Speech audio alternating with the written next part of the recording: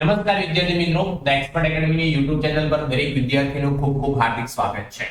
ગાલા assignment 2026 પ્રશ્નપત્ર 4 નો વિભાગ E નું આ લેક્ચરની અંદર આપણે સંપૂર્ણ સોલ્યુશન કરીશું. દરેક વિદ્યાર્થી આ વિડિયો છેલ્લે સુધી જોજો એટલે તમને વિભાગ E ની અંદર 24 માંથી 24 ગુણ મેળવી શકો છો. વિભાગ E ની વાત કરીએ તો વિભાગ E ની અંદર 5 દાખલાઓ પૂછાતા હોય છે. એ 5 દાખલાઓમાંથી તમારે પરીક્ષાની અંદર કોઈ પણ 3 દાખલાઓની ગણતરી કરીને જવાબ આપવાનો હોય છે. એ 5 દાખલાઓની અંદર 2 દાખલા પ્રવેશના, એક નિવૃત્તિનો અને 2 શેરમૂડીના દાખલા પૂછાતા હોય છે. હે ને, દરેકના 8 ગુણ હોય છે. તો વધારે સમય લેતા પહેલા આપણે શરૂઆત કરીએ એ પહેલા તમને કહી દઉં કે જે પણ વિદ્યાર્થી મિત્રોએ હજુ સુધી the expert academy YouTube channel subscribe ન કરી હોય તો સબસ્ક્રાઇબ કરી દો, લાઈક કરી દો અને તમારા મિત્રો સુધી શેર કરવાનું બિલકુલ ભૂલતા નહીં. આ YouTube ચેનલ પર તમને ધોરણ 12 ની અંદર જે પણ ઉપયોગી હશે એકાઉન્ટ અને આંકડાશાસ્ત્રના મોસ્ટ આઈએમપી પ્રશ્નો બધું તમને આ YouTube ચેનલ પર મળી જશે. નીચે ડિસ્ક્રિપ્શન ની અંદર ધ એક્સપર્ટ એકેડમી એપ્લિકેશનની લિંક પણ આપેલી છે. એ લિંકનો ઉપયોગ કરીને તમે ઓનલાઈન ટ્યુશન ની અંદર પણ જોડાઈ શકો છો, જેની માહિતી હું આગળ આપીશ. ઓકે, તો વધારે સમય ન લેતા આપણે શરૂઆત કરીએ. વિભાગ E ની અંદર નીચે આપેલા પ્રશ્નો કયા પ્રશ્નો પૂછાય છે? જુઓ, 42 થી 46, 42 to 46, 42 થી 46 માં નંબરના જે પ્રશ્નો હોય છે વિભાગ E ની અંદર હોય છે. કોઈ પણ 3 પ્રશ્નોના માધ્યમ મુજબ ગણતરી કરીને જવાબ લખો. પ્રત્યેકના કેટલા ગુણ હોય છે? તો કે 8 ગુણનું પૂછાતું હોય છે. ઓકે, સૌથી પહેલો દાખલો 42 માં નંબરનો વિભાગ E નો પહેલા નંબરનો 42 માં નંબરનો દાખલો. અંકિતા અને એસા. કોણ કીધું છે આપણે દાખલામાં? અંકિતા અને એસા 2:1 ના પ્રમાણમાં નફો નુકસાન વેચી લેતા ભાગીદારો છે. તારીખ 31 માર્ચ 2025 ના રોજ પેઢીનું પાકું સરવૈયું આપણને નીચે મુજબ આપેલું છે. તારીખ 31 માર્ચ 2025 ના રોજનું પાકું સરવૈયું છે. અર્પિતાને તારીખ 1/4/2025 થી નવા ભાગીદાર તરીકે દાખલ કરવામાં આવી. પ્રવેશની શરતો નીચે મુજબ હતી. અંકિતા તેના ભાગમાંથી એક 12 ભાગ અને એસા તેના ભાગમાંથી એક 1/6 ભાગ અર્પિતાને આપે. તો આ અંકિતા અને એસાનું શું કહેવાય? ત્યાગ કહેવાય. તો જુઓ અહીંયા લખો, અંકિતાનો ત્યાગ બરાબર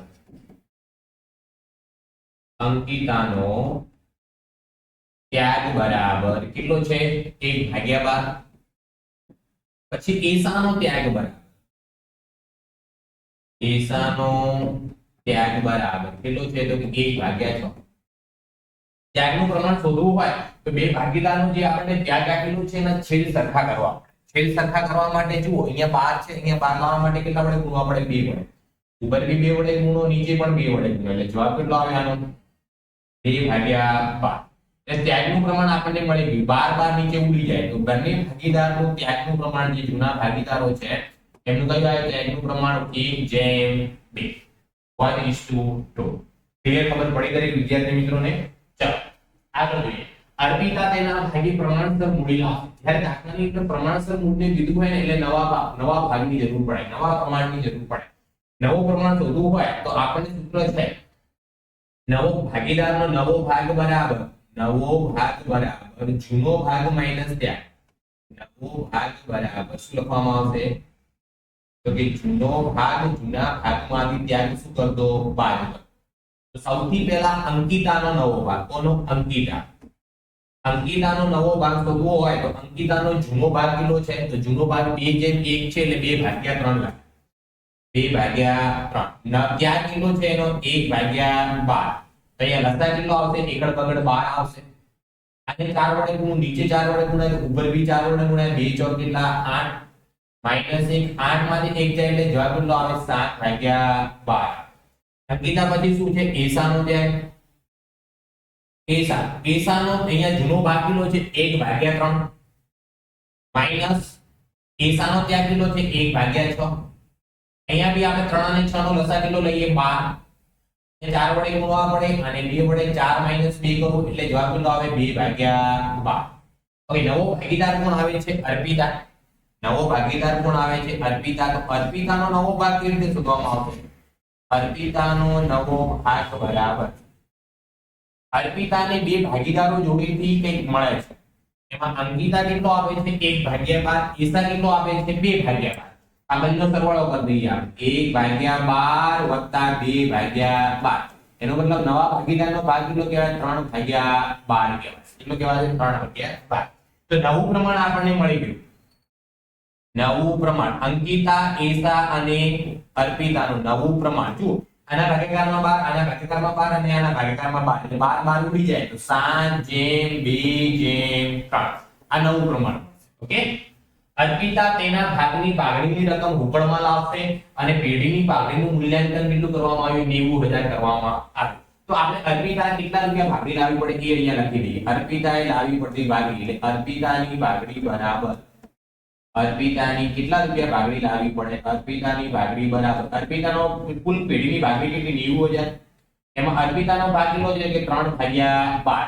તો જવાબ કેટલો આવે? 22,500 રૂપિયા અર્પિતાએ 22,500 રૂપિયા અર્પિતાએ પાઘડી પેટે રોકડમાં લાવવા પડશે. નવો ભાગીદાર પાઘડીની રકમ રોકડમાં લાવે અને પાઘડીનું પ્રીમિયમ કહેવામાં આવે. એ પાઘડી જૂના ભાગીદારોને ત્યાગના પ્રમાણમાં વેચવામાં આવે. કયા પ્રમાણમાં? ત્યાગના પ્રમાણમાં વેચવામાં આવશે. ઓકે, અહીંયા આપણે જુઓ પ્રદેશનું દાખલો છે એટલે 4 ખાતા બનાવવામાં આવશે. પુનઃ મૂલ્યાંકન ખાતું, ભાગીદારોના મૂડી ખાતા, રોકડ બેંક ખાતું અને પાકું સરવૈયું. તો જુઓ અહીંયા બતાવી દઉં તમને. પુનઃ મૂલ્યાંકન ખાતું, ભાગીદારોના મૂડી ખાતામાં નામ લખી દઈએ. ભાગીદારોના પહેલા ભાગીદારનું નામ શું છે? અંકિતા. બીજો ભાગીદાર એશા અને ત્રીજો ભાગીદાર કયો છે? અર્પિતા. અંકિતા, એશા અને ત્રીજો ભાગીદાર કોણ છે? અર્પિતા. ત્રણ ભાગીદારના શું નવીદાર નામ. એના પછી રોકડ અને બેંક ખાતું અને આપણું આ પાકું સરવૈયું. હવે દાખલાની અંદર આપણને કીધું છે કે નવો ભાગીદાર પાઘડી પેટી 22,500 રોકડમાં લાવે છે. રોકડ ખાતાની અંદર ઉધાર બાજુ લખવામાં આવશે 22,500 પાઘડીના પ્રીમિયમ ખાતે. પાઘડીના પ્રીમિયમ ખાતે આ પાઘડી મળે કોને? તો કે જૂના ભાગીદાર. કયા પ્રમાણમાં? ત્યાગના પ્રમાણમાં. ભાગીદારોના મૂડી ખાતાની અંદર જમા બાજુ લખવામાં આવશે પાઘડીના પ્રીમિયમ ખાતે 22,500 છે. કયા પ્રમાણે વેચવાની છે? ત્યાગના પ્રમાણ. દાખલાની અંદર આપણને ત્યાગનું પ્રમાણ જુઓ ક્યાંક મળેલું છે. કેટલું મળ્યું છે? 1/2. તો આને કયા પ્રમાણે વેચી દેવાનું? આપણે 1/2 ના પ્રમાણમાં વેચી દેવાના. કયા પ્રમાણમાં? 1/2 ના પ્રમાણમાં. 1/2 ના પ્રમાણમાં વેચ્યું તો પહેલાને મળે 7,500 રૂપિયા અને બીજાના ભાગે કેટલા આવે? 15,000 રૂપિયા. 15,000 રૂપિયા. ચાલો આગળનો સવાલ. મિલકતો 10% ઘસારાની પાત્ર છે. તો જે મિલકતો આપેલી છે એની અંદર યંત્રો 64,000 કાયમી મિલકત કહેવાશે. ફર્નિચર 40,000 કાયમી મિલકતો કહેવાય.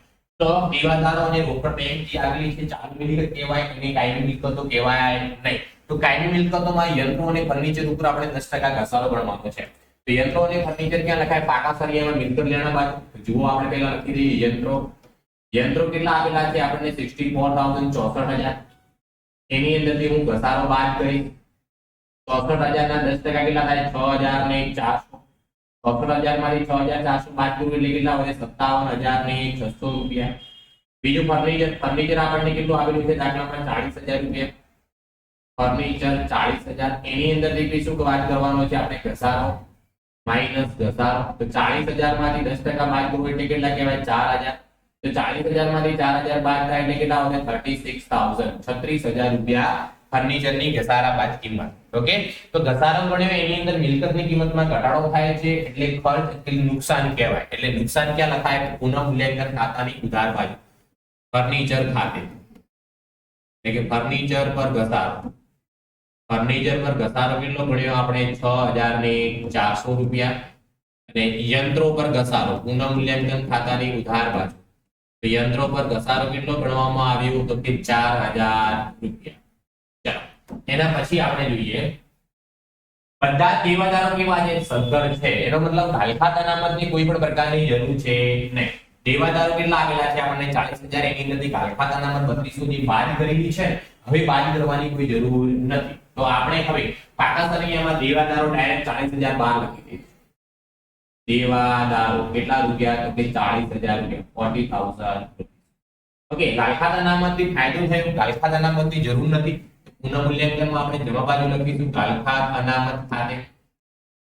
ગાલખાત અનામત ખાતે કેટલા રૂપિયા? તો કે 3200 રૂપિયા. ચલો, વીમા પ્રીમિયમના ચૂકવેલ 12,000 પૈકી 2400 રૂપિયા આવતા વર્ષે આગળ લઈ જવાના છે. એનો મતલબ કહેવાય અગાઉથી ચૂકવેલ વીમા પ્રીમિયમ. આને શું કહેવામાં આવશે? અગાઉથી ચૂકવેલ વીમા પ્રીમિયમ. અગાઉથી ચૂકવેલ વીમા પ્રીમિયમની પહેલી એન્ટ્રી ક્યાં હશે? પુનઃ મૂલ્યાંકનમાં જમા બાજુ. અગાઉથી ચૂકવેલ વીમા પ્રીમિયમ 2400 રૂપિયા. એની બીજી એન્ટ્રી ક્યાં કરવામાં આવે? પાકા સરિયામાં બિલ કલ્યાણ બાજુ. અગાઉથી ચૂકવેલ વીમા પ્રીમિયમ, અગાઉથી ચૂકવેલ વીમા પ્રીમિયમ કેટલા રૂપિયા છે? તો કે 2400 રૂપિયા. ચલો એના પછી આપણે આગળ વધીએ તો દાખલામાં હવાલામાં શું કીધું છે? હવાલા બધા પતી ગયા, જરૂરી ખાતા અને પાકું સર્વે તૈયાર કરો. તો હવે આપણે શું કરવાનું છે? હવે આપણે જે એન્ટ્રીઓ બાકી રહી ગઈ એ એન્ટ્રીઓ કરવાની છે. તો સૌથી પહેલા જો યંત્રો લખાઈ ગયા, ફર્નિચર લખાઈ ગયું, સ્ટોક કેટલો છે? સ્ટોક 13600 આ લખવાનું બાકી છે. દેવાદારો લખાઈ ગયા, રોકડ અને બેંક બાકી. તો સ્ટોક ક્યાં લખાશે? પાકા સરિયામાં મિલકત લેણા બાજુ. સ્ટોક કેટલા રૂપિયા? 13600 રૂપિયા, 30600. પછી રોકડ અને બેંક આપેલી છે જેની એન્ટ્રી કરવાની બાકી. રોકડ અને બેંક કેટલા છે? 26400. રોકડ અને બેંક નું આપણે ખાતું બનાવ્યું છે. તેની અંદર લખવામાં આવશે બાકી આગળ લાય. બાકી આગળ લાય કેટલા રૂપિયા? 26400, 26400. ચલો પાકા સરિયાની મિલકત લેણા બાજુ બધું લખાઈ ગયું. હવે આવીશું કઈ બાજુ? આપણે મૂડી દેવા બાજુ. મૂડી દેવામાં અંકિતા અને ઈશાની મૂડી આપેલી છે 64000 ને 32000. એ મૂડી ખાતામાં જમા બાજુ લખી દઈએ અહીંયા. બાકી આગળ લાવ્યા. પહેલા ભાગીદારના કેટલા? 64000. બીજા ભાગીદારના કેટલા? 32000. અર્પિતાના કઈ છે નહીં. એના પછી દાખલામાં અનામત ભંડોળ કેટલી આપેલી છે? 16800. આ અનામત ભંડોળ ભાગીદારો વચ્ચે શું થશે? વેચાઈ જશે. કયા પ્રમાણમાં? જૂના પ્રમાણમાં. જૂનું પ્રમાણ કયું છે? 2:1 ના પ્રમાણમાં વેચી દેવાનું. અહીંયા જમા બાજુ છે તો ભાગીદારોના મૂડી ખાતાની કઈ બાજુ લખવામાં આવશે? જમા બાજુ લખવામાં આવશે. અનામત ભંડોળ, અનામત ભંડોળ. પહેલા ભાગીદારની 11200 અને બીજા ભાગીદારના ભાગ કેટલા આવશે? 5600. ચલો એના પછી શું આપેલું છે? લેણદારો. લેણદારો પાકા સરિયામાં મૂડી દેવામાં લખાશે અને દેવી મૂડી બી પાકા સરિયામાં મૂડી દેવા બાજુ લખાશે. લેણદારોની કિંમત કેટલી આપેલી છે? 60000 રૂપિયા. તો લેણદારો આપણે મૂડી દેવામાં કેટલા લખીશું? 60000. લેણદારો 60000 રૂપીસ. અને બીજું દેવી હુંડી. દેવી હુંડી કેટલી લખવામાં આવશે? તો કે 8000. ચલો દરેક વ્યવહારની નોંધ થઈ ગઈ છે, કોઈ વ્યવહાર બાકી છે નહીં. દરેકની નોંધ થઈ ગઈ છે. હવે ફક્ત આપણે શું કરવાનું છે? સરવાળો કરવાનો છે. અને સરવાળો કરતી વખતે આપણે નવા ભાગીદારની પ્રમાણસર મૂડી શોધવાની છે. બીજું કંઈ બાકી છે નહીં. સૌથી પહેલા આપણે સરવાળો કરીશું પુનઃ મૂલ્યાંકન ખાતા. તો પુનઃ મૂલ્યાંકન ખાતાનો સરવાળો ઉધાર બાજુમાં વધારે દેખાય છે 10400, 10000 ને 400. આ બાજુ કેટલા લખવાનું? 10000 ને 400. 10400 ની અંદરથી બે એન્ટ્રીઓ બાદ કરી દઉં. 10400 માઈનસ 3200 માઈનસ 2400 કેટલા વધે? 4800 રૂપિયા. ઉધાર બાજુનો સરવાળો વધારે હોવાથી આ ખોટી કહેવાય. શું કહેવાય? ખોટ. જેને અહીંયા લખું વહેંચણી પાત્ર ખોટ. વહેંચણી પાત્ર ખોટ. જે કોને મળે? જૂના ભાગીદારોને, એટલે અંકિતા અને એશાને. અંકિતા અને એશાને કયા પ્રમાણમાં મળે? તો કે જૂના પ્રમાણમાં. તેનું જૂનું પ્રમાણ કેટલું હતું? દાખલામાં શરૂઆતમાં જ આપેલું હતું 2:1. 2:1 ના પ્રમાણમાં વેચું તો પહેલાના ભાગે કેટલા આવે? 3200 રૂપિયા અને બીજાના ભાગે કેટલા આવે? 1600 રૂપિયા. અહીંયા જમા બાજુ તો અહીંયા ઉધાર બાજુ લખવામાં આવશે વહેંચણી પાત્ર ખોટ. વહેંચણી પાત્ર ખોટ. પહેલાના ભાગે 3200 રૂપિયા, બીજાના ભાગે 1600 રૂપિયા.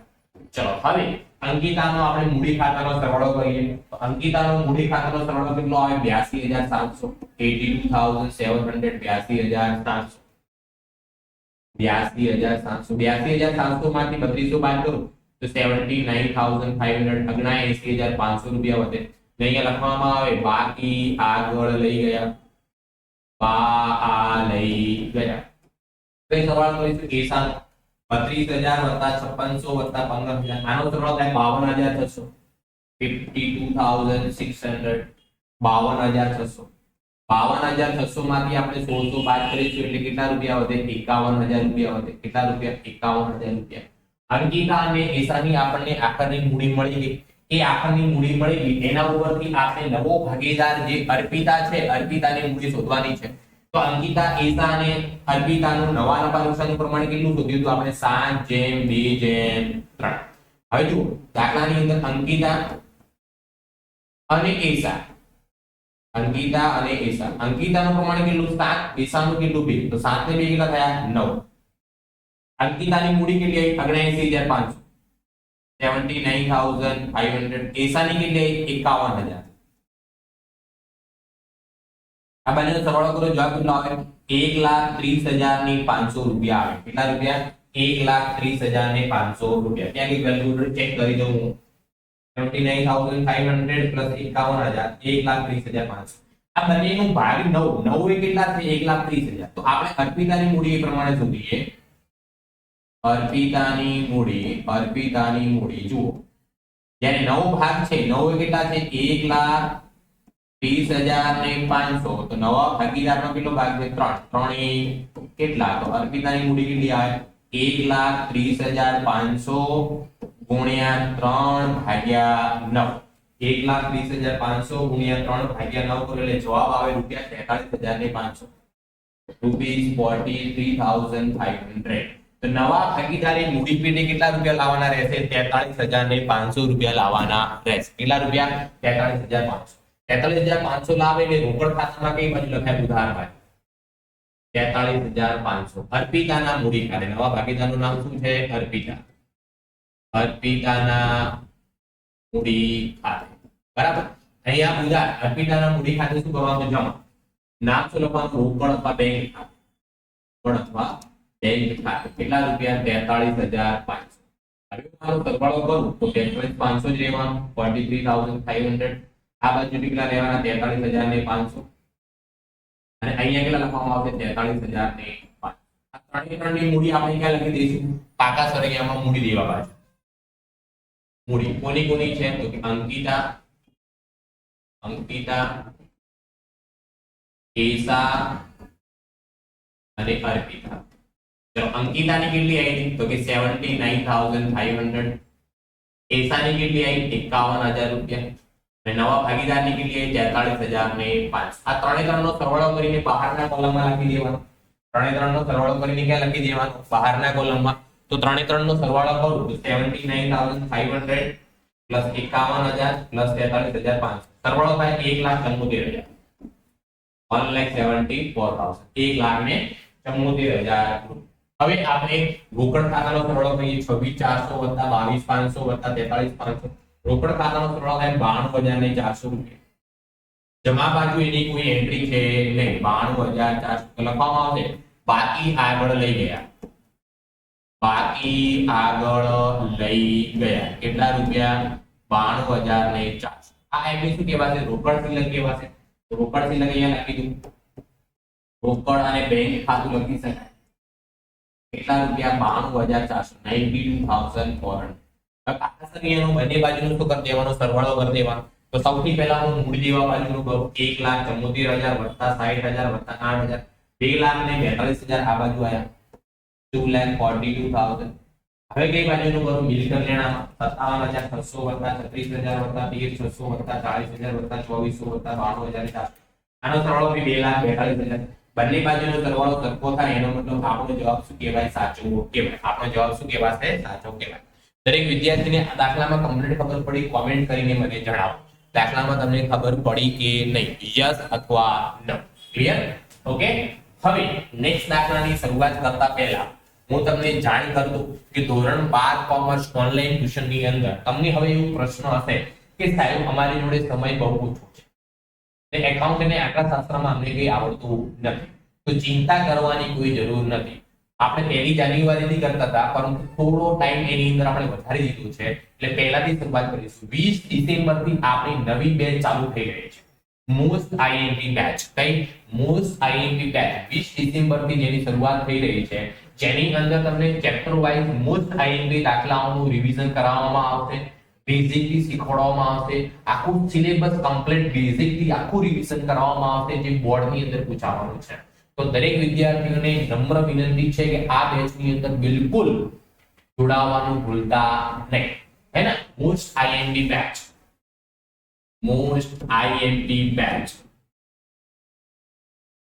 બોર્ડ 2026 ની શરૂઆત આપણે 20 ડિસેમ્બર 2026 થી કરી રહ્યા છીએ જેની અંદર તમને રોજે રોજ એકાઉન્ટ અને આંકડાશાસ્ત્રના લાઈવ લેક્ચર મળશે સાથે સાથે એની અંદર ડાઉટ લેક્ચર પણ રાખવામાં આવશે એના પછી WhatsApp સપોર્ટ પર WhatsApp પર તમને કોઈ પણ પ્રકારનો ડાઉટ હશે તો એનું સોલ્યુશન મળશે. એની સાથે સાથે સેક્શન A ની વાત કરું તો દરેક વિષયની અંદર સેક્શન A 20 ગુણનું પૂછાતું હોય છે. તો દરેક વિષયના સેક્શન A નું તમને સોલ્યુશન કરાવવામાં આવશે. તો જેમ બને તેમ જલ્દી તમે આ બેચની અંદર જોડાઈ જાઓ ઓનલાઈન ટ્યુશનની અંદર. આ બેચની અંદર જોડાવા માટે તમારે શું કરવાનું રહેશે કે પ્લે સ્ટોર માં જઈને ધ એક્સપર્ટ એકેડમીની એપ્લિકેશન ડાઉનલોડ કરો, જેનો લોગો આ પ્રકારનો હશે, હે ને. તેમ છતાં બીજો ઓપ્શન છે નીચે ડિસ્ક્રિપ્શન ની અંદર બી ધ એક્સપર્ટ એકેડમીની એપ્લિકેશનની લિંક આપેલી છે, ત્યાં પણ ન મળે તમને WhatsApp નંબર આપી દીધું. WhatsApp નંબર છે આપણો 9737444838. આ નંબર પર WhatsApp પર મેસેજ કરી અને પણ તમે આની અંદર જોઈન થઈ જાઓ છો, જોઈન થઈ શકો છો. તો જેમ બને એમ જલ્દી તમે બી જોડાઓ, તમારા મિત્રોની પણ જોડો. આપણે એની ફક્ત કિંમત રાખેલી છે ₹499. 499 રૂપિયામાં તમને એકાઉન્ટ અને આંકડાશાસ્ત્ર બંને વિષયનું સંપૂર્ણ મોસ્ટ આઈએમપી દાખલાઓનું રિવિઝન મળી જશે. એકાઉન્ટ અને આંકડાશાસ્ત્રની ચિંતા પછી મારા ઉપર છોડી દેવાની, હું કરાવું એ તમારે તૈયાર કરવા, બરાબર? ઓકે, ચલો હવે આગળ આપણે વધીએ નેક્સ્ટ દાખલા તરફ. દાખલા નંબર 43. P અને Q 3:2 ના પ્રમાણમાં નફો નુકસાન વહેંચતા ભાગીદારો છે, તેથી પેઢીનું પાકું સરવૈયું નીચે મુજબ આપણને આપેલું છે. ઉપરની તારીખે તેઓએ આ ની નીચેની શરતોએ નવા ભાગીદાર તરીકે પ્રવેશ આપ્યો. તો ભાગીદાર કોણ થઈ ગયા? P Q R. અહીંયા નામ અલગ છે તો હું નામ ચેન્જ કરી દઉં છું. નામ ભાગીદારોના જે R લખેલું છે એ જગ્યાએ P Q R લખવાના છે.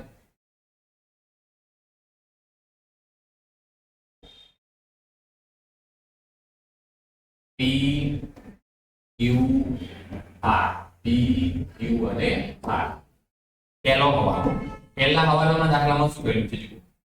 આ મૂડી પેઢી 60,000 રૂપિયા રોકડા લાવશે. રોકડા લાવશે એટલે રોકડ અને બેંક ખાતાની અંદર ઉધાર બાજુ આવશે. કેટલા રૂપિયા રોકડા લાવશે? તો કે 60,000. કોણ લાવે છે? આ શેના લાવે છે? મૂડી પેઢી. અહીંયા લખવામાં આવશે R ના મૂડી ખાતે, R ના મૂડી ખાતે. અહીંયા ઉધાર એના મૂડી ખાતે શું લખવામાં આવશે? જમા. R ના મૂડી ખાતે જમા. કેટલા રૂપિયા? તો કે 60,000 રૂપિયા. એના સામે કોણ નામ લખવામાં આવશે? રોકડ અથવા બેંક ખાતે. રોકડ અથવા બેંક.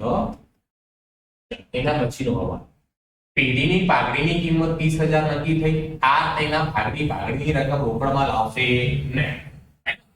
આ તેની પાઘડીની રકમ રોકડમાં લાવશે નહીં. જ્યારે નવો ભાગીદાર પાઘડીની રકમ જો રોકડમાં ના લાવે ને તો રોકડ ખાતે ઉધાર નહીં કરવા. જો રોકડમાં લાવતો હોય તો રોકડ ખાતે ઉધાર કરવા. જો રોકડમાં ન લાવતો હોય તો તેના મૂડી ખાતે ઉધાર કરવામાં આવે છે. તેના મૂડી ખાતે ઉધાર કરવામાં આવે છે. તો સૌથી પહેલા જો આની અંદર આપણે નવા ભાગીદારનો ભાગની જરૂર પડશે અને ત્યાગના પ્રમાણની જરૂર પડશે. તો અહીંયા જો કોણ કોણ ભાગીદારો છે? પહેલા તો P અને Q હતા. PQ કયા પ્રમાણમાં નફો નુકસાન વહેંચતા હતા? કે 3:2 ના પ્રમાણમાં. નવો ભાગીદાર કોણ આવ્યો? R. તો છેલ્લા નંબરનો હવાલો જો 8મા નંબરનો. બધા ભાગીદારનું નવા નફા નુકસાનનું પ્રમાણ કેટલું છે? 5:2:3. નવું પ્રમાણ કયું આવ્યું? 5:2:3. આનો ઉપયોગ કરીને આપણે ત્યાગ શોધવો પડશે. ભાગીદારે કરેલ ત્યાગ બરાબર સૂત્ર શું બને? તો કે જૂનો ભાગ માઈનસ નવો ભાગ. જૂનો ભાગ માઈનસ નવો ભાગ. તો સૌથી પહેલા આપણે P નો ત્યાગ શોધી લઈએ. P નો જૂનો ભાગ કેટલો છે? કે 3/5 માઈનસ નવો ભાગ કેટલો છે? તો કે 5/10. નીચે લસા કેટલો આવે? 10 આવે. આને 2 વડે ગુણાય, આને ગુણવાની જરૂર નથી. તો 6 માંથી 5 જાય, જવાબ કેટલો આવે? 1/10. Q નો ત્યાગ, Q નો જૂનો ભાગ કેટલો છે? 2/5 માઈનસ નવો ભાગ કેટલો છે? 2/10. અહીંયા થી લસા કેટલો આવે? 10. આને 2 વડે ગુણાય, આને ગુણવાની જરૂર નથી. 4 માંથી 2 જાય એટલે કેટલો જવાબ આવે? 2/10. તો ત્યાગનું પ્રમાણ આપણને મળી ગયું. ત્યાગનું પ્રમાણ કયું આવ્યું? 1/2. ઓકે, હવે R ના ભાગે ભાગડી કેટલી આવે? R ની ભાગડી જોઈ લઈએ. R ની ભાગડી તો આખી પેઢીની ભાગડી દાખલામાં કેટલી કીધી છે? કે 30,000 રૂપિયા. પેઢીની ભાગડીની કિંમત કેટલી છે? 30,000 રૂપિયા. એની અંદર R નો ભાગ કેટલો છે એ આપણે જોઈ લઈએ. 30,000 ગુણ્યા R નો ભાગ 3/10 છે. તો ગુણ્યા શું લખીશું? 3/10. એટલે R ના ભાગે ભાગડી કેટલી આવે? રૂપિયા 9,000 રૂપિયા. આ 9,000 રૂપિયા પાછી મળે કોને? જૂના ભાગીદારોને P અને Q ને. કયા પ્રમાણમાં? એના ત્યાગના પ્રમાણમાં. ત્યાગનું પ્રમાણ કયું છે 1:2 એટલે p ના ભાગે કેટલા રૂપિયા આવે 3000 રૂપિયા અને q ના ભાગે કેટલા રૂપિયા આવે 6000 રૂપિયા। હવે દાખલાની અંદર કીધું છે કે નવો ભાગીદાર કાગળની રકમ રોકડમાં લાવતો નથી, રોકડમાં લાવતો નથી તો એના આપણે મૂડી ખાતે ઉધાર કરીશું।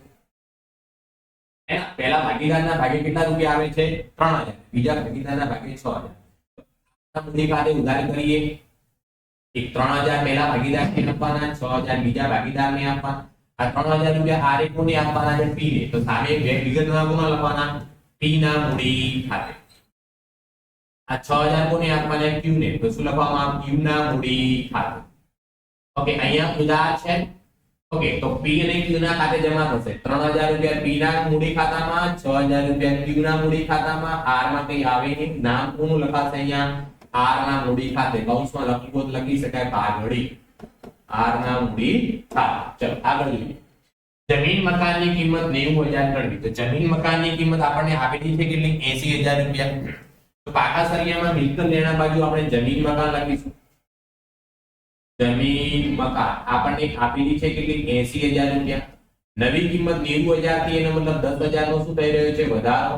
80000 પ્લસ 10000 કરો એટલે કેટલા રૂપિયા થાય 90000 રૂપિયા। આની અંદર 10000 નો ફાયદો થયો તો બીજી એન્ટ્રી પુનઃમૂલ્યાંકનમાં જમા બાજુ લખવામાં આવશે। જમીન મકાન ખાતે, જમીન મકાન ખાતે કેટલા રૂપિયાનો ફાયદો થયો છે તો કે 10000 રૂપિયાનો 10000 રૂપીસ। ચાલો એના પછી દાખલામાં શું આપેલું છે દેવાદાર પર ગાલખા અનામત 5% રાખી, તો દેવાદારો આપણને કેટલા આપેલા છે 22000 રૂપિયા। પાકા સરિયામાં મિલકત લેણા બાજુ લખાશે દેવાદારો 22000, દેવાદારો 22000 રૂપિયા માઈનસ ગાલખા અનામત 5% કીધું છે। 22000 ના હું 5% કરું કેટલો જવાબ આવે 1100 રૂપિયા। 22000 માંથી 1100 બાદ કરું તો 20000 ને 900 રૂપિયા મળે। કેટલા મળે 20000 ને 900। હવે નવી કાલખાત 1100 આવી, પહેલા કેટલી હતી 2000 રૂપિયા। કાલખાત અનામતની કિંમતમાં ઘટાડો થઈ રહ્યો છે, જ્યારે ગાલખાત અનામતની કિંમતમાં ઘટાડો થાય તો ફાયદો કહેવાય। ફાયદો થાય તો પુનઃમૂલ્યાંકનમાં જમા બાજુ લખીશું આપણે ગાલખાત અનામત ખાતે 2000 થી 1100 થઈ એટલે 900 રૂપિયાનો ઘટાડો થયો, 900 રૂપિયાનો ફાયદો કહેવાય। આગળ સ્ટોકની કિંમતમાં 400 રૂપિયાનો ઘટાડો કરવાનો। દાખલાની અંદર સ્ટોક કેટલો આપેલો છે જોઈ લો 36000 રૂપિયા આપેલો છે, સ્ટોકની કિંમત 36000। તો સ્ટોક ક્યાં લખાય પાકા સરિયામાં મિલકત લેણા બાજુ, સ્ટોકની કિંમત કેટલી છે 36000। એની અંદર કેટલો ઘટાડો કરવાનો કીધું છે આપણને 400 રૂપિયાનો। 36000 માંથી 400 જાય એટલે કેટલા વધે 35600 રૂપિયા। આની અંદર સ્ટોકની કિંમતમાં ઘટાડો થાય એટલે શું કહેવાય ફાયદો કહેવાય। કેટલા રૂપિયાનો ફાયદો થઈ રહ્યો છે સોરી નુકસાન કહેવાય, શું કહેવાય નુકસાન। કેટલા રૂપિયાનો 400 રૂપિયા। તો અહીંયા પુનઃમૂલ્યાંકનમાં ઉધાર બાજુ લખીશું આપણે સ્ટોક ખાતે કેટલા રૂપિયા 400 રૂપિયા। આગળ લેણદારોને 500 રૂપિયા ચૂકવવાના નથી। લેણદારો આપણને કેટલા આપેલા છે 22000 રૂપિયા। તો લેણદારો આપણે મૂડી દેવામાં લખીશું લેણદારો 22000 રૂપિયા। લેણદારો કેટલા રૂપિયા 22000, એની અંદરથી આપણે 500 રૂપિયા ચૂકવવાના નથી। 22000 માંથી 500 જાય એટલે 21000 ને 500। દેવાની કિંમતમાં ઘટાડો થયો એટલે 500 રૂપિયાનો ફાયદો થયો, ફાયદો થયો એટલે પુનઃમૂલ્યાંકનમાં જમા બાજુ લખીશું આપણે લેણદારો ખાતે કેટલા રૂપિયાનો ફાયદો થયો તો કે 500 રૂપિયા। ચલો એના પછી બધા ભાગીદારો નવા નફા નુકસાનનું પ્રમાણ આપેલું છે, એના પરથી આપણે નવું પ્રમાણ ને ત્યાગનું પ્રમાણ શોધી લીધું છે। ઉપરની માહિતી પરથી પેઢીના ચોપડે જરૂરી ખાતા અને પ્રવેશદ્વારનું પાકું સરવૈયું તૈયાર કરો। તો દરેક હવાલાની નોંધ થઈ ગઈ છે। આપણે હવે શું કરવાનું છે 1 બાય 1 પાકા સરિયાની જે એન્ટ્રીઓ બાકી રહી ગઈ તે જમીન મકાન લખાઈ ગયો, દેવાદાર લખાઈ ગયા, સ્ટોક રોકડ કેટલી આપેલી છે 4000। રોકડ ખાતાની ઉધાર બાજુ લખવામાં આવશે બાકી આગળ લાવ્યા કેટલા રૂપિયા તો કે 4000 રૂપિયા। એના પછી શું આપેલી છે દાખલામાં પાઘડી। યાદ રાખવાનું પાકા સરિયામાં જે પાઘડી આપેલી હોય એ જૂના ભાગીદારોને જૂના પ્રમાણમાં વેચી દેવી। પાકા સરિયામાં મિલકત લેણા બાજુ આપેલી છે એટલે મૂડી ખાતાની ઉધાર બાજુ લખવામાં આવશે। આ 20000 કયા પ્રમાણમાં વેચવાના 3:2 ના પ્રમાણમાં વેચવાના હે ને 3:2 ના પ્રમાણમાં। ઓકે તો પહેલા ભાગીદારના ભાગે કેટલા આવે 12000 રૂપિયા ઉધાર બાજુ લખવામાં આવશે। પહેલા ભાગીદારના ભાગે 12000, બીજા ભાગીદારના ભાગે 8000, ત્રીજા ભાગીદારને કઈ મળે નહીં। કોના ખાતે લખીશું અહીંયા પાઘડી ખાતે કેટલા રૂપિયા 12000 ને 8000 રૂપિયા। ઓકે ચલો આગળ વધીએ આપણે। આગળ દાખલાની અંદર શું આપેલું છે હવે મિલકત લેણા બાજુ લખાઈ ગયો। હવે મૂડી દેવા બાજુ સૌથી પહેલા મૂડી આપેલી છે 70,000 ને 50,000 રૂપિયા. તો અહીંયા લખવામાં આવશે બાકી આગળ લાવ્યા, બાકી આગળ લાવ્યા. પહેલાના કેટલા છે 70,000 રૂપિયા, બીજા ભાગીદારના કેટલા છે 50,000, ત્રીજા ભાગીદારના કઈ છે નહીં. એના પછી દાખલામાં શું આપણું છે પ્રોવિડન્ટ ફંડ કેટલા રૂપિયા 18,000 લેણદારો લખાઈ ગયું છે. પ્રોવિડન્ટ ફંડ ક્યાં લખાય પાકા સરિયામાં મૂડી દેવા બાજુ પીએફ લખું છું શોર્ટમાં. પ્રોવિડન્ટ ફંડ કેટલા રૂપિયા આપેલું છે 18,000 રૂપિયા. તો પાકા સરિયામાં બી બધી એન્ટ્રી થઈ ગઈ. હવે આપણે ફક્ત શું કરવાનું છે ટોટલ સરવાળો ટોટલ કરવાનો છે. તો સૌથી પહેલા આપણે પુનઃ મૂલ્યાંકન ખાતાનો સરવાળો કરીશું. પુનઃ મૂલ્યાંકન ખાતાનો જો જમા બાજુનો સરવાળો વધારે દેખાય છે કેટલો થાય છે જમા બાજુનો સરવાળો 11,400 રૂપિયા 11,400. આ બાજુ કેટલા લખીશું 11,400. 11,400 માંથી 400 બાદ કરો એટલે કેટલા આવશે 11,000 રૂપિયા. આ શું કહેવાય વહેંચણી પાત્ર નફો કહેવાય. વહેંચણી પાત્ર નફો કોને કોને મળે જૂના ભાગીદારોને પી અને ક્યુ ને. કયા પ્રમાણમાં જૂના પ્રમાણમાં. જૂનું પ્રમાણ કયું હતું 3:2. 3:2 માં વેચ્યું તો પહેલાના ભાગે 6600 આવશે અને બીજાના ભાગે કેટલા આવશે 4,400 રૂપિયા. આ નફો એના મૂડી ખાતે શું કરી દેવાનો જમા કરી દેવાનો. ક્યાંથી લાયા છીએ તો એ લખીશું પુનઃ મૂલ્યાંકન ખાતેથી કૌંસમાં લખવાનો નફો 6,600 અને બીજાનો કેટલો 4,400. હવે આપણે સરવાળો કરીએ 70 ને 3 73 ને 79,600 રૂપિયા. આ બાજુ કેટલા લખું 79,600. 79,600 માંથી 12,000 બાદ કરું એટલે કેટલા વધે 68,600 રૂપિયા. 67,600. હવે ક્યુ નો સરવાળો કરું 50 ને 6 56 56 ને 4 60,400 રૂપિયા. 60,400 માંથી હું 8,000 બાદ કરું એટલે કેટલા વધે તો કે 52,400 રૂપિયા 52,400. નવા ભાગીદારનો સરવાળો કરીએ તો આ બાજુ કેટલા રૂપિયા થાય 60,000 રૂપિયા.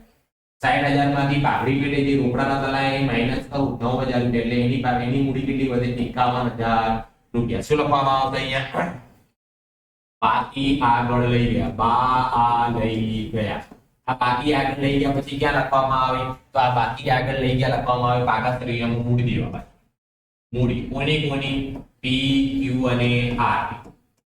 તો પી ની મૂડી કેટલી છે 67,600 રૂપિયા 67,600. આની કેટલી છે 52,400 રૂપિયા. આર ની કેટલી આવી 51,000 રૂપિયા. ત્રણેયનો સરવાળો કરીને 12 લખી દેવાનું.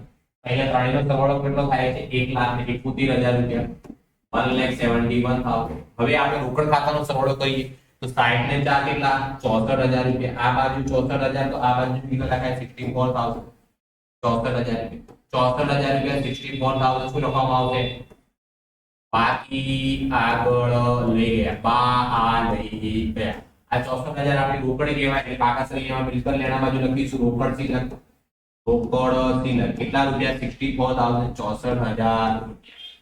નાઉ total of the both side પાકા સરિયામાં બંને બાજુનું શું કરવાનું આપણે સરવાળો કરવાનો. તો જુઓ આપણે પાકા સરિયામાં મૂડી દેવા બાજુ સૌથી પહેલી એન્ટ્રી કેટલી 1,71,000 પ્લસ 21,500 પ્લસ 18,000. આ બધાનો સરવાળો કેટલો થાય 2,10,500 2,10,500. હવે મિલકત લેણા બાજુનું કરું તો 90,000 વત્તા 20,900 વત્તા 35,600 વત્તા કેટલા 64,000. બધાનો સરવાળો કેટલો 2,10,500 2,10,500. પાકા સરિયાનો બંને બાજુનો સરવાળો સરખો થાય એનો મતલબ આપણને 8 માંથી 8 ગુણ મળી જાય. એકદમ ઈઝી દાખલાઓ છે કે હાર્ડ છે નહીં. ઓકે ચલો હવે આપણે નેક્સ્ટ દાખલો જોઈએ. નેક્સ્ટ દાખલો જે છે 44મા નંબરનો નિવૃત્તિનો દાખલો છે. કયો દાખલો છે નિવૃત્તિનો. તો અહીંયા દાખલામાં શું કીધું છે વિરાટ અનુ અને ધોની તેમના મૂડીના પ્રમાણમાં નફો નુકસાન વહેંચતા ભાગીદારો છે. કયા પ્રમાણમાં મૂડીના પ્રમાણમાં. તો જુઓ વિરાટનો V લખું અનુનો A લખું ધોનીનો D લખું. ચલો એમની મૂડી છે કેટલી 2,01,20,000 ને 80,000. બધાને હું 40,000 વડે ભાગી શકું. 2,40,000 વડે ભાગું કેટલો આવે 5. 1,20,000 ને 40,000 વડે ભાગું કેટલા આવે 3 અને 80,000 ને 40,000 વડે ભાગું કેટલા આવે 2. આ એનું જૂનું પ્રમાણ મળી ગયું. કયું પ્રમાણ મળી ગયું જૂનું પ્રમાણ 5:3:2. આગળ દાખલામાં શું કીધું છે તારીખ 31 માર્ચ 2025 ના રોજ પેઢીનું પાકું કર્યું નીચે મુજબ હતું ને ઉપરની તારીખે ધોની નિવૃત્ત થાય છે. ધોની શું થાય છે નિવૃત્ત ટાટા બાય નીકળી જાય છે. ભાગીદારી પેઢીમાં રહેતો નથી.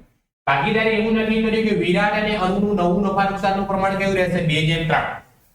હવે જો અહીંયા ખાસ ધ્યાન રાખવાનું છે આ પ્રમાણ નવું પ્રમાણ. હવે અહીંયા દાખલાની અંદર આ નિવૃત્તિનો દાખલો છે કે પ્રવેશનો તો કે નિવૃત્તિનો.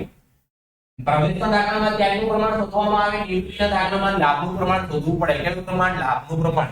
તો અહીંયા લખીશું ભાગીદારે કરેલ લાભ બરાબર નવો ભાગ માઈનસ જૂનો ભાગ. ભાગીદારે કરેલ લાભ બરાબર સૂત્ર શું બને?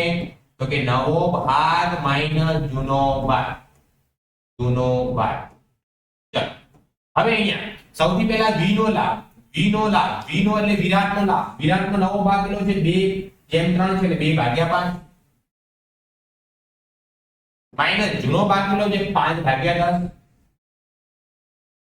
અહીંયા લસા કેટલો આવે જુઓ, લસા 10 આવશે. આને 2 વડે ગુણવા પડે, ઉપર નીચે 2 વડે ગુણો તો ઉપર 2 * 4 -5. જો લાભના સૂત્રનો ઉપયોગ કર્યો, જવાબ માઈનસ માં આવ્યો 1/10. તો એનો મતલબ આ ભાગીદાર છે ને ત્યાગ કરી રહ્યો છે. શું કરી રહ્યો છે? ત્યાગ. પછી અનુનો લાભ બરાબર અનુનો નવો ભાગ કેટલો છે? તો કે 3/5 માઈનસ એનો જૂનો ભાગ કેટલો છે? તો કે 3/10 3/10. અહીંયા લસા કેટલો આવશે? 1 * 10. આને 2 વડે ગુણવા પડે, ઉપર બી 2 વડે 3 * 6 -3. તો જવાબ કેટલો આવે? 3/10. એને શું થાય છે? લાભ થાય છે. અનુને લાભ થાય છે, વિરાટને શું થાય છે? ત્યાગ થાય છે. અનુને લાભ થાય છે, વિરાટને ત્યાગ. પેઢીની પાઘડીનું મૂલ્યાંકન કેટલું કરવામાં આવ્યું? 80000 થી કરવામાં આવ્યું. અહીંયા હવે નિવૃત્ત કોણ થઈ રહ્યું છે એ જોવું પડે. ધોની નિવૃત્ત થઈ રહ્યો છે તો ધોનીની પાઘડી શોધવાની. ધોનીને કેટલા રૂપિયા પાઘડી આપવી પડશે જુઓ. ધોનીની પાઘડી બરાબર પેઢીની કુલ પાઘડી કેટલી નક્કી થઈ? તો પેઢીની કુલ પાઘડી 80000 નક્કી કરવામાં આવી. કેટલા રૂપિયા? 80000. એમાં ધોનીનો ભાગ કેટલો હતો? તો ધોનીનો ભાગ 2/10 ગુણ્યા 2/10. એનો મતલબ ધોનીને કેટલા રૂપિયા પાઘડી આપવાની? રૂપિયા 16000 રૂપિયા પાઘડી આપવાની આવે. કેટલા રૂપિયા? 16000. આ 16000 રૂપિયા કોણ આપે? બાકીના ભાગીદારો. કયા પ્રમાણમાં? લાભના પ્રમાણમાં આવે. હવે વિરાટ તો એવું કહે છે મને લાભ થયો નથી, મને ત્યાગ થાય છે તો હું પાઘડી આપીશ નહીં. તો 16000 રૂપિયા પાઘડી કોને આપવી પડે? અનુષ્કાએ આપવી પડે, અનુએ આપવી પડે. તારી મૂડી ખાતે એન્ટ્રી કરશે. મૂડી ખાતે એન્ટ્રી કરીએ એના પહેલા આપણે મૂડી ખાતાના નામ બદલી દઈએ થોડા. ટી જે આ લખેલા છે એની જગ્યાએ વિરાટ, અનુ અને ધોની કરી દઈશું આપણે અહીંયા. વિરાટ, અનુ અને ધોની. તો જુઓ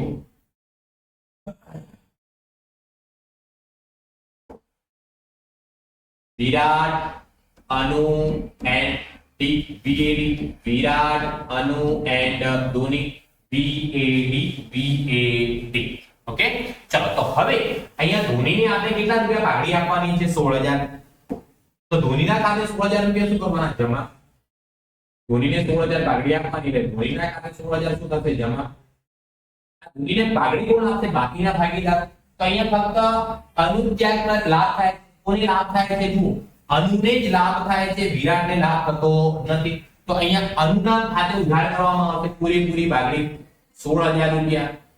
સામ સામે વાળાના નામ લખીશું. અહીંયા ધોનીના મૂડી ખાતે એટલે ડી ના મૂડી ખાતે લખીશું. ડી ના મૂડી ખાતે. અહીંયા અનુના મૂડી ખાતે એટલે એ ના મૂડી ખાતે લખવામાં આવશે. એ ના મૂડી ખાતે. હવે વિરાટ એવું કહેશે કે મને ત્યાગ થયો છે તો મને પણ પાઘડી મળવી જોઈએ. વિરાટ શું કહેશે? મેં પણ ત્યાગ કર્યો છે તો મને પણ પાઘડી મળવી જોઈએ. તો વિરાટને કેટલી આવે? વી ની પાઘડી કેટલી આવે? વિરાટની પાઘડી બરાબર કુલ પેઢીની પાઘડી કેટલી? તો કે 80000. એની અંદર વિરાટનો ત્યાગ કેટલો છે? 1/10. એટલે 1/10. એનો મતલબ વિરાટની પાઘડી પેટે કેટલા રૂપિયા આપવા પડશે? 8000 રૂપિયા. તો વિરાટના ખાતે 8000 રૂપિયા શું કરવામાં આવે? જમા કરવામાં આવે. વિરાટના ખાતે 8000 રૂપિયા શું કરવામાં આવશે? જમા કરવામાં આવશે. 8000 આપશે કોણ? જેને લાભ થાય છે એ વ્યક્તિ આપશે. લાભ કોને થઈ રહ્યો છે? અનુને. તો અનુના ખાતે આપણે 8000 રૂપિયા શું કરી દઈશું? ઉધાર. 8000 કોને આપવામાં આવે? વીના મૂડી ખાતે. વીના મૂડી ખાતે. આગળ વધીએ હવે આ પેટર્નના 60000 ચાલુ વર્ષે ચૂકવેલ છે જે 4 વર્ષ માટેના છે. તો દાખલાની અંદર જુઓ પેટર્ન આપણને કેટલું આપેલું છે? 60000 રૂપિયા. તો પાકા સરિયામાં મિલકત લેણા બાજુ લખાશે પેટર્ન અદૃશ્ય મિલકત. પેટર્ન કેટલા રૂપિયા? 60000. પણ આ 60000 કેટલા વર્ષના છે? તો કે આ 60000 4 વર્ષના છે. તો માંડી વાળો 4 વર્ષના એટલે કેટલા આવે? 15000. 60000 માંથી 15000 બાદ કરું એટલે કેટલા રૂપિયા આવે? 45000 રૂપિયા. આ 15000 માંડી વાળે કે પુનઃ મૂલ્યાંકન ખાતામાં ઉધાર બાજુ માંડી વાળેલ પેટર્ન કેટલા રૂપિયા? તો કે 15,000 રૂપિયા, 15,000 રૂપિયા. ચલો, યંત્રો પર 10% ઘસારો માંડી વાળો, તો આપણને યંત્રો કેટલા આપેલા છે? 80,000 રૂપિયા. તો પાકા સળિયામાં મિલકત લેના બાજુ યંત્રો કેટલા લખાશે? 80,000 રૂપિયા. યંત્રો 80,000, 80,000 માઈનસ 10% ઘસારો ગણવાનો. 80,000 માંથી 8,000 જાય એટલે કેટલા વધે? 72,000. આ 8,000 ની બીજી એન્ટ્રી ક્યાં થશે? પાકા સળિયામાં, સોરી, પુનઃ મૂલ્યાંકન ખાતામાં ઉધાર બાજુ. યંત્રો પર ઘસારો કેટલા રૂપિયા લખવામાં આવશે? 8,000 રૂપિયા લખવામાં આવશે. કેટલા રૂપિયા લખવામાં આવશે? 8,000. ચલો, એના પછી આપણો નેક્સ્ટ સવાલ શું છે કે દેવાદારોમાંથી 3,000 ખાલખાત માંડી વાળી. દેવાદારોમાંથી કેટલી? 3,000. અહીંયા આપણે દેવાદારો કેટલા આપેલા છે જોઈ લો. દેવાદારો 35,000 ના આપેલા છે. કેટલા રૂપિયા આપેલા છે? 35,000. એની અંદર તે ખાલખાત માંડી વાળાનું કેટલું કીધું છે આપણને? 3,000. 35,000 માંથી હું 3,000 બાદ કરું એટલે રકમ કેટલી વધે? 32,000. કેટલા રૂપિયા વધે? 32,000 રૂપિયા વધે, હે ને? પણ નુકસાન કહેવાય. તો પહેલા આપણે જોઈ લઈએ ખાલખાત અનામત કેટલી હતી? 5,000 હતી. હવે કેટલી થઈ ગઈ? 3,000. ખાલખાત અનામતની કિંમતમાં 2,000 નો ઘટાડો થાય છે. જો ખાલખાત અનામતની કિંમતમાં ઘટાડો થતો હોય તો એ ધંધા માટે ફાયદો કહેવાય. ફાયદો કહેવાય એટલે પુનઃ મૂલ્યાંકનમાં જમા લખવામાં આવશે.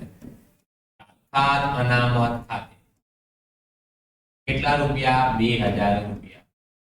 ચાલો, એના પછી નેક્સ્ટ સવાલ છે ધોનીને 20,000 રૂપિયા ચૂકવી આપવા. ધોની નિવૃત્ત થઈ રહ્યો છે એટલે રોકડા એને કેટલા આપી દેવા? 20,000 રૂપિયા આપી દેવા. ધોનીને કેટલા રૂપિયા? 20,000 રૂપિયા રોકડા ચૂકવી દેવા. એટલે ધોનીના મૂડી ખાતે 20,000 રૂપિયા ઉધાર કરીશું આપણે. ધોનીના મૂડી ખાતે 20,000 રૂપિયા ઉધાર કરીશું. ચૂકવવા એટલે ક્યાંથી ચૂકવીશું? રોકડ ખાતેથી. એટલે અહીંયા રોકડ અથવા બેંક ખાતે લખવામાં આવશે. અહીંયા ઉધાર છે, રોકડ અને બેંક ખાતામાં જમા કરીશું. 20,000 રૂપિયા ધોનીના મૂડી ખાતે. ધોનીના મૂડી ખાતે. ધોનીના એટલે કે ધોનીના મૂડી ખાતે. ચલો, એના પછી દાખલાનો શું આગળ? સ્ટોકની બજાર કિંમત 54,000 છે. સ્ટોક કેટલો આપેલો છે? 53,000 રૂપિયા. સ્ટોક 53,000 આપેલો છે. તો 53,000 નવી કિંમત કેટલી નક્કી થઈ ગઈ? 54,000. એનો મતલબ 1,000 નો શું થઈ રહ્યો છે? વધારો. નવી કિંમત કેટલી લખીશું? 54,000. 1,000 નો વધારો એટલે મિલકતની કિંમતમાં વધારો થતો હોવાથી એને ફાયદો કહેવામાં આવે. ફાયદો છે એટલે પાકા પુનઃ મૂલ્યાંકનમાં જમા બાજુ લખવામાં આવશે. સ્ટોક ખાતે. સ્ટોક ખાતે કેટલા રૂપિયા? 1,000 રૂપિયા. એના પછી નવી પેઢીની કુલ મૂડી જૂની પેઢીની કુલ મૂડી જેટલી જ રાખ. તો નવી પેઢીની કુલ મૂડી કેટલી રાખવાની? જૂની પેઢીમાં જે કુલ મૂડી હતી એટલી. જૂની પેઢીમાં કુલ મૂડી કેટલી હતી? 4 લાખ. તો નવી પેઢીમાં પણ મૂડી કેટલી રાખવાની? 4 લાખ રૂપિયા રાખવાની. અહીંયા બંનેનો સરવાળો મૂડી કેટલી લખી દીધી? 4 લાખ. આ મૂડી કોની કોની હશે?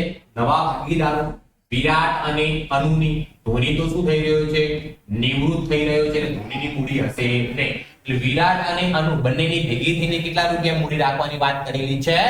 4 લાખ રૂપિયા. જે જૂની પેઢીમાં કેટલી મૂડી હતી એટલી આપણે રાખી. એની અંદર કોઈ ફેરફાર કર્યો નથી. જો જૂની પેઢીની કુલ મૂડી નવી પેઢીની કુલ મૂડી જૂની પેઢીની કુલ મૂડી જેટલી રાખી. આ મૂડી વિરાટ અને અનુ તેના નવા નફા નુકસાનના પ્રમાણમાં રાખશે.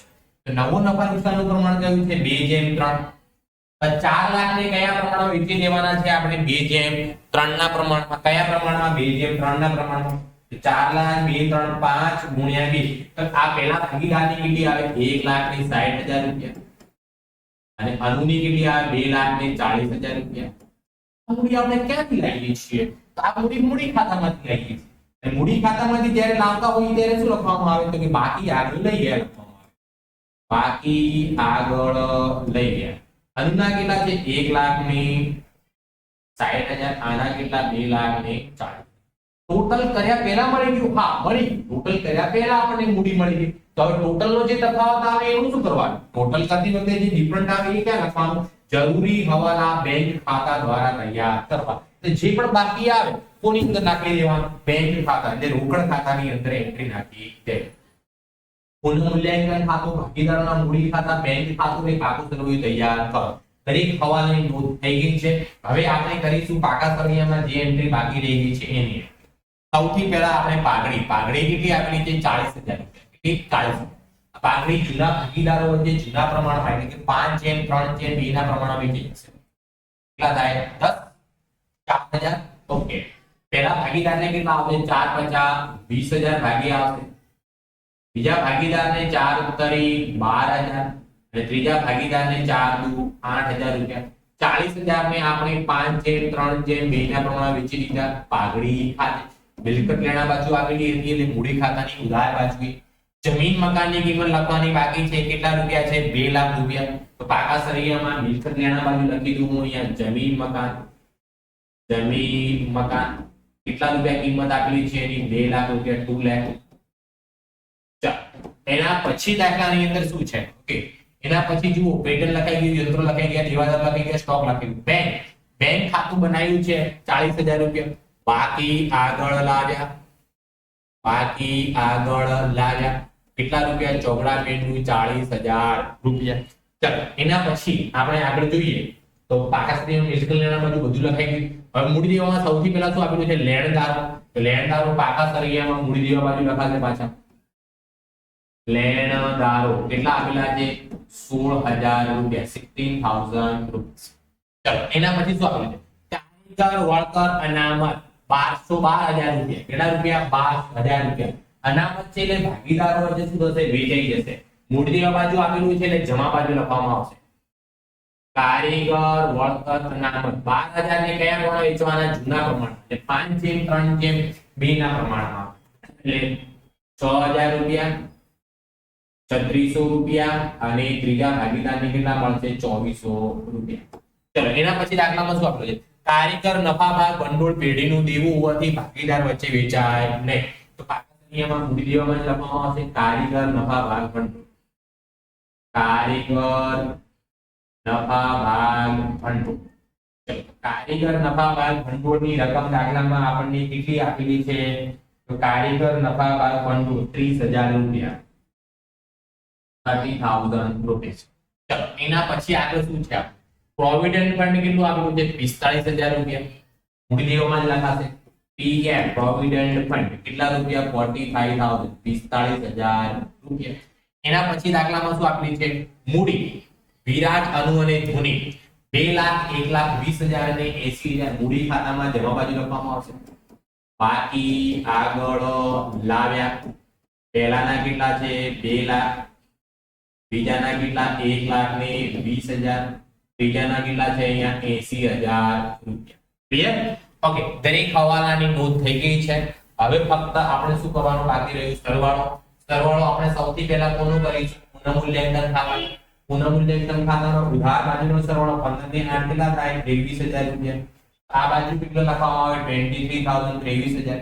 23,000 માંથી 3,000 બાદ દો એટલે કેટલા વધે? 20,000 રૂપિયા. 20,000 ઉધાર બાજુનો સરવાળો વધારે છે એટલે શું કહેવાય? કે વેચણી પાત્ર ખોટ કહેવાય.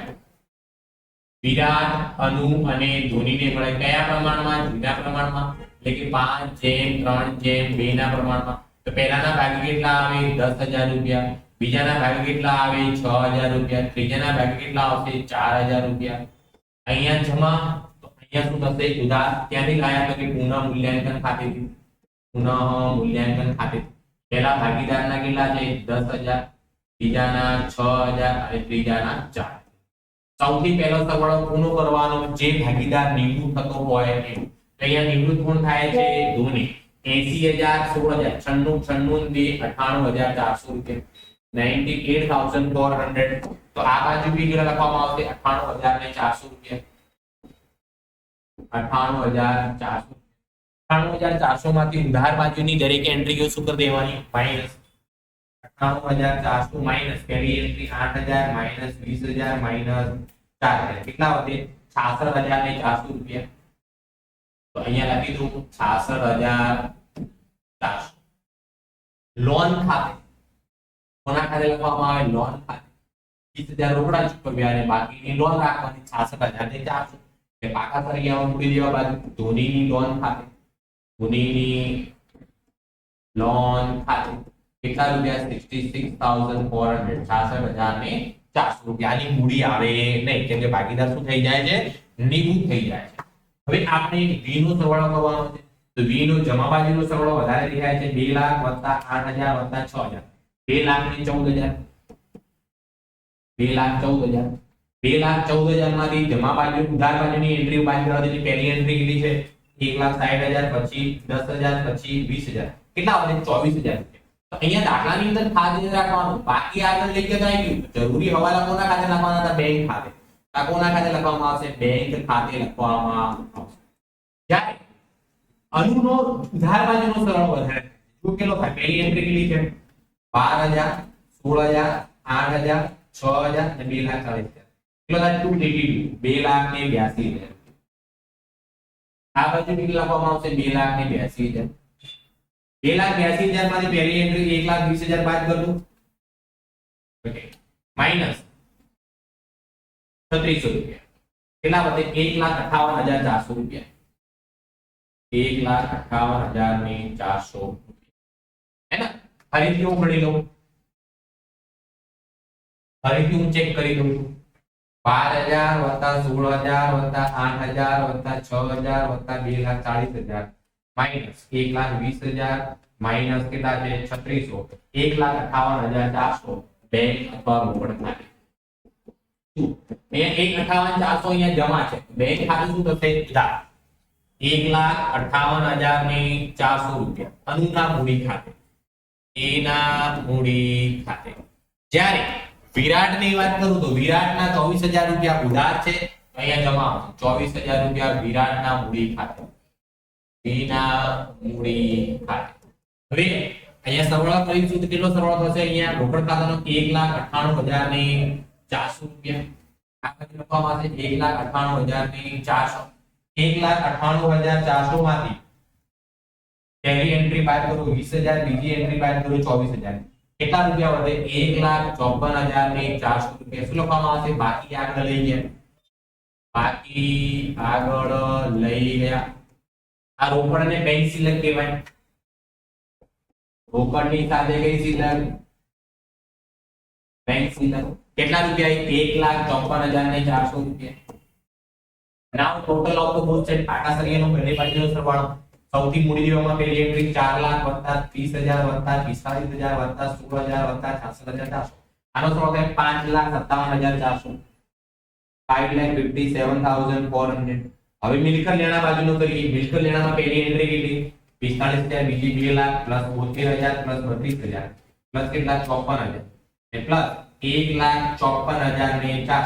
1,54,400 પાટાસરિયાનો બંને બાજુનો સરવાળો સરખો થાય એનો મતલબ આપણો દાખલો સાચો અને રોકડા કેટલા નોંધ મળી જાય આ નોંધ મળી જાય તો આપણે આ એક દાખલો કોનો કર્યો નિવૃત્તિનો કર્યો કોનો કર્યો નિવૃત્તિનો હવે આપણે નેક્સ્ટ દાખલો શેર મૂડીના બે દાખલા હશે એની શરૂઆત કરતા પહેલા ઓનલાઈન ટ્યુશનની વાત કરી દઉં છું હે ને બોર્ડની પરીક્ષા બહુ નજીક છે દિવસો બહુ ઓછા છે આ ઓછા દિવસોની અંદર ક્રેશ કોર્સની શરૂઆત કરી રહ્યા છે है ना तो આ ક્રેશ કોર્સની અંદર કોઈ પણ વિદ્યાર્થી મિત્ર જોઈન થવાનું ભૂલતા નહીં તમે પણ જોઈન કરજો તમારા મિત્રો જે 12 કોમર્સની અંદર ભણી રહ્યા છે એમને પણ જોઈન કરાવજો કેમ કે આની અંદર આ બેચની અંદર ચેપ્ટર વાઇઝ મોસ્ટ આઈએમપી દાખલાઓ તમને શીખવાડવામાં આવશે ડાઉટનું લેક્ચર રાખવામાં આવશે તો કયા કયા વિષયો કરાવશો એકાઉન્ટ અને આંકડાશાસ્ત્ર है ना એકાઉન્ટ અને સ્ટેટ બંને વિષયો હું તમને એવી રીતે ભણાવીશ કે જેની અંદર તમે 100 માંથી 100 ગુણ મેળવી શકો એવી તૈયારી થઈ શકે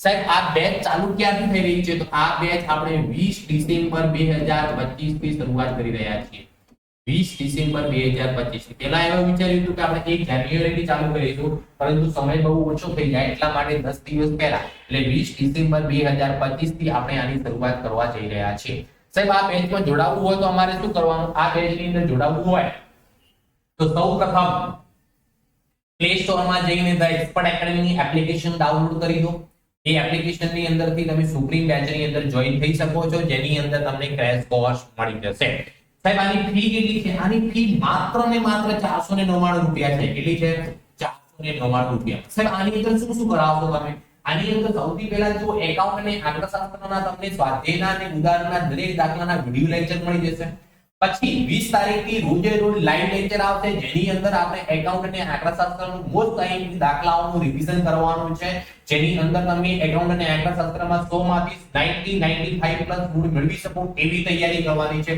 બીજું તમને મળશે દરેક વિષયની અંદર સેક્શન A નો 20 ગુણના MCQ નું સોલ્યુશન મળશે. પછી બીજું મળશે ગાળાઈ એસાઇનમેન્ટ નું સોલ્યુશન પણ એની અંદર તમને મળી જશે. તો ઝડપથી જે પણ વિદ્યાર્થી મિત્રો હજુ સુધી આ બેચની અંદર જોડાવાના બાકી હોય તો ફટાફટ જોડાઈ જાઓ. અને તમને WhatsApp નંબર પણ આપી દઉં છું, કદાચ તમને ડાઉનલોડ કરતા ન ફાવે, તકલીફ પડે તો આપણો WhatsApp નંબર છે 9737448382. આ નંબર પર WhatsApp કરીને તમે જોઈન થઈ શકો છો. તે ઉપરાંત નીચે ડિસ્ક્રિપ્શન ની અંદર બી ધ એક્સપર્ટ એકેડમીની એપ્લિકેશનની લિંક આપેલી છે. એ લિંકનો ઉપયોગ કરીને તમે એમાં જોઈન થઈ શકો છો. ઓકે, ચાલો હવે આગળ વધીએ આપણે શેર મૂડીના વ્યવહારો 45માં નંબરનો દાખલો. નગમા લિમિટેડે 10 ના 1 એવા 4 લાખ ઇક્વિટી શેર શેરથી 5 લાખ પ્રીમિયમે બહાર પાડે. કોઈ પણ શેર મૂડીનો દાખલો હોય તો લખી દેવાનું બહાર પાડેલ શેર.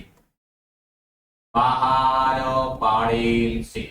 દાખલાની અંદર બહાર પાડેલ શેર કેટલા કીધા છે? 4 લાખ. 4 લાખ આપણને કીધા છે બહાર પાડેલ શેર. ઓકે, અહીંયા લખજો લખવાનું મળેલ અરજીઓ લખવાની. એના નીચે શું લખવાનું? મળેલ અરજીઓ. ઓકે, આગળ શેરથી 5 ના પ્રીમિયમે બહાર પડ્યા, રકમ નીચે મુજબ મંગાવવામાં આવી હતી. અરજી વખતે કેટલા રૂપિયા મંગાયા? તો અરજી વખતે 3 રૂપિયા મંગાયા. અહીંયા લખેલું અરજી વખતે 3 રૂપિયા. મંજૂરી વખતે 8 રૂપિયા ને કૌંસમાં લખેલું છે પ્રીમિયમ સહિત. પ્રીમિયમના 5 રૂપિયા અને મૂડીના કેટલા રૂપિયા હશે? 3 રૂપિયા. એમ થઈને કુલ કેટલા થશે? 8 રૂપિયા. પ્રથમ હપ્તો કેટલાનો મંગાયો? 2 રૂપિયાનો. પ્રથમ હપ્તો 2 રૂપિયાનો. આખરી હપ્તો બી કેટલા રૂપિયાનો મંગાયો? 2 રૂપિયાનો.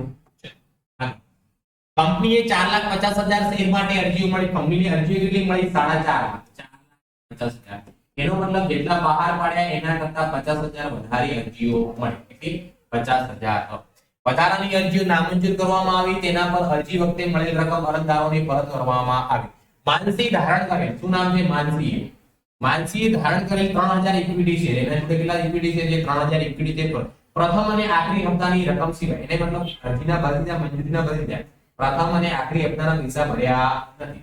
આ રકમ સિવાય પૂરેપૂરી રકમ મળી ગઈ નથી. કંપનીના ચોપડે જરૂરી આમનોંધ પસાર કરો. તો જુઓ, એ 4 હપ્તા જ છે. કોઈ આ જપ્તીની આમનોંધ કરવાની વાત નથી થયેલી. જપ્તી કરેલા શેર બહાર પાડવાની વાત પણ કરેલી નથી. તો 4 હપ્તાની કેટલી આમનોંધ થશે? 8 આમનોંધ થશે.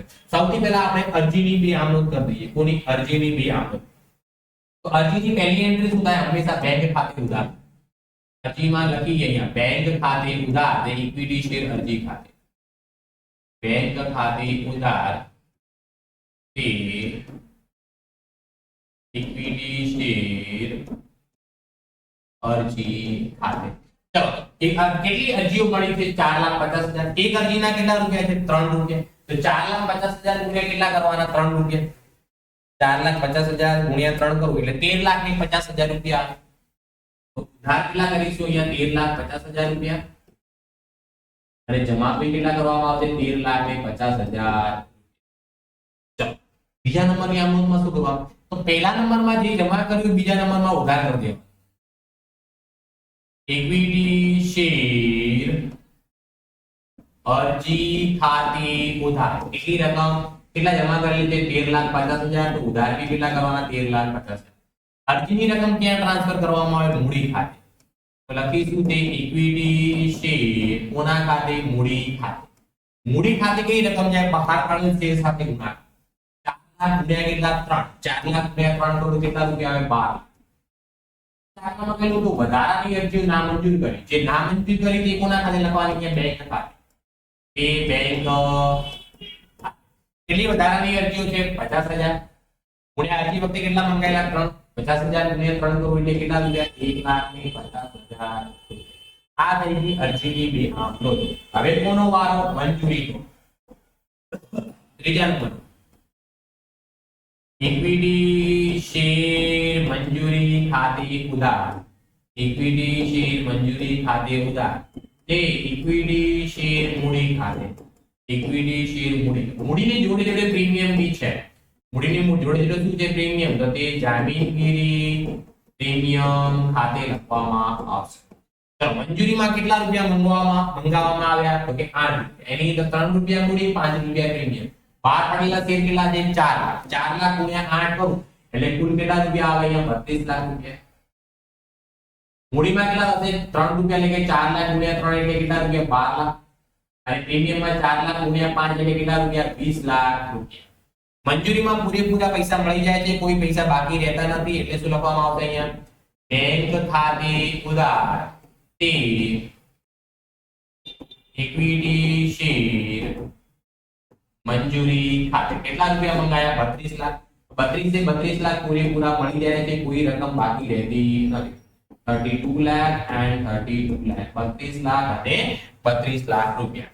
હવે કોનો વારો આવ્યો? પ્રથમ હપ્તાનો. તો 5મા નંબરની એન્ટ્રીમાં શું લખવામાં આવશે? ઇક્વિટી શેર પ્રથમ હપ્તા ખાતે ઉધાર. ઇક્વિટી શેર પ્રથમ હપ્તા ખાતે ઉધાર તે ઇક્વિટી શેર મૂડી ખાતે. ચલો પ્રથમ હપ્તામાં કેટલા રૂપિયા મંગાયા? તો પ્રથમ હપ્તામાં 2 રૂપિયા ગુણ્યા કેટલા શેર છે? 4 લાખ. તો 4 લાખ ગુણ્યા 2 કરોડ એટલે કેટલા રૂપિયા આવે? 8 લાખ રૂપિયા ઉધાર થાય અને 8 લાખ રૂપિયા જમા. પ્રથમ હપ્તામાં પૈસા મળે એટલે શું લખવામાં આવે? બેંક ખાતે ઉધાર. બેંક ખાતે ઉધાર. પ્રથમ હપ્તામાં પૂરેપૂરા પૈસા મળતા નથી, તો શું લખીશું અહીંયા? મળવાના બાકી હપ્તા ખાતે ઉધાર ઇક્વિટી શેર પ્રથમ હપ્તા ખાતે. ઇક્વિટી શેર પ્રથમ હપ્તા ખાતે. પ્રથમ હપ્તા ખાતે જમા કેટલા કરવાના? કે આગળ જેટલા ઉધાર કર્યા છે એટલા 8 લાખ ના 8. પ્રથમ હપ્તાના કેટલા શેરના પૈસા નથી મળતા? 3000. એક શેરના કેટલા રૂપિયા? 2 રૂપિયા. 3000 ગુણ્યા 2 કરોડ એટલે 6000 રૂપિયા મળતા નથી. તો 8 લાખમાંથી 6000 ના મળે એટલે કેટલા મળે? 7,94,000 રૂપિયા. 7,94,000.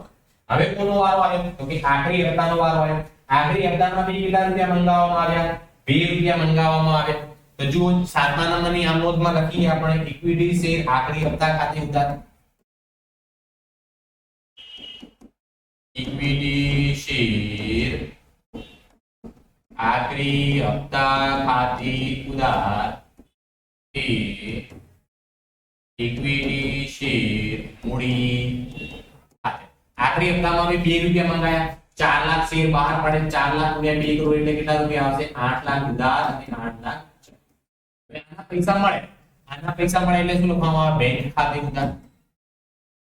બેંક ખાતે ઉધાર. પૂરેપૂરા પૈસા મળતા નથી એટલે મળવાના બાકી હપ્તા ખાતે. મળવાના બાકી હપ્તા ખાતે ઉધાર તે ઇક્વિટી શેર મૂડી ખાતે. તે ઇક્વિટી શેર કોના ખાતે? મૂડી ખાતે.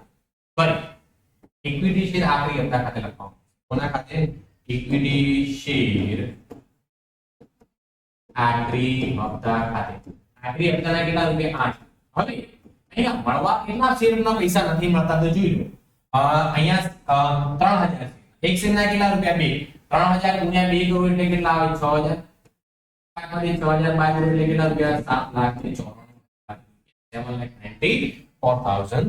કમ્પ્લીટ ખબર પડી ગઈ વિદ્યાર્થી મિત્રો?